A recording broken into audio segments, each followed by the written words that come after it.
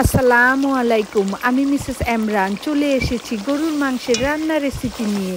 ছোট বড় সবাইকে আমার আন্তরিক শুভেচ্ছা এবং শ্রদ্ধা জানিয়ে আরম্ভ করছি আজকের ভিডিওটি।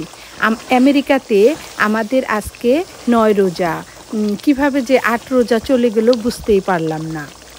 এভাবেই একটি রোজা শেষ হয়ে যাবে পুরা রমজান মাস। প্রতি বৎসরই বিশ্বের সকল মুসলিম ভাই বোনেরা এই মাসের জন্য আমরা অনেক আনন্দের সহিত অপেক্ষা করি। এই যে অনেক ফ্রেশ এই গরুর মাংসগুলো এখন আমি ক্লিন করে রান্না করব। শুরু থেকে শেষ পর্যন্ত থাকবেন। ভালো লাগলে আপনার ফ্রেন্ডস এবং ফ্যামিলির সঙ্গে শেয়ার করে দেবেন। রান্না করব। দিয়ে দিলাম এই যে এলাচ, দারচিনি, তেজপাতা, কুচি করে কেটে রাখা পেঁয়াজ,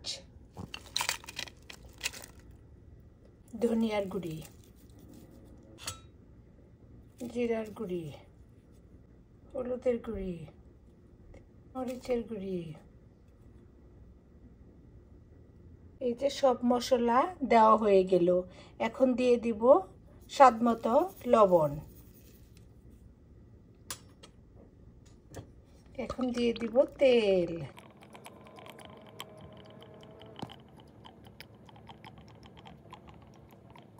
তেল দেওয়া হয়ে গেল। এখন এটাকে সুন্দরভাবে নেড়ে চেড়ে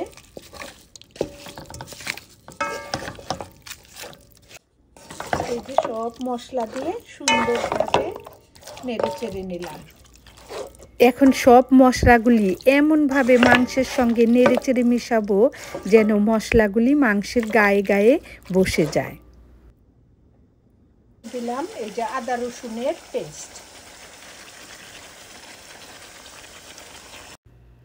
আমরা সব ভাবি, আপু এবং ভাইয়ারাই কিন্তু রান্না করি, কিন্তু সবার রান্নাই কিন্তু এক না।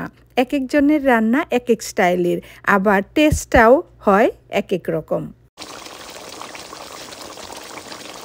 এখন ভালোভাবে কষানো হয়ে গেছে। এখন এর ভিতরে একটু পানি দিয়ে দিব, হালকা গরম পানি, সেদ্ধ হওয়ার জন্য মাংসটা।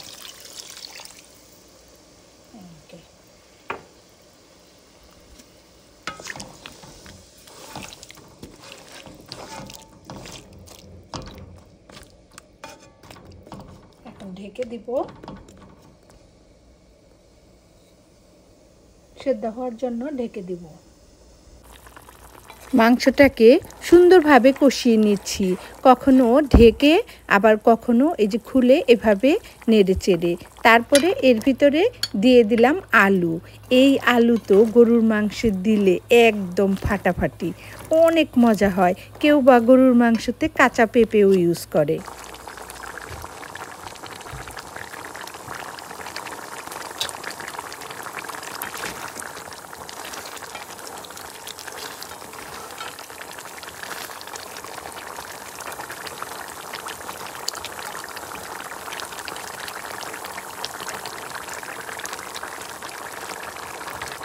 এই যে স্টোভ বন্ধ, গরুর মাংস রান্না আমার শেষ।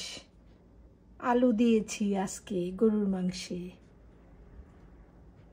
অনেক মজা হবে। কালারটাও অনেক সুন্দর এসেছে, স্মেলটাও অনেক মজার হবে মনে হচ্ছে। সবাই ভালো থাকবেন। রমজান মোবারক।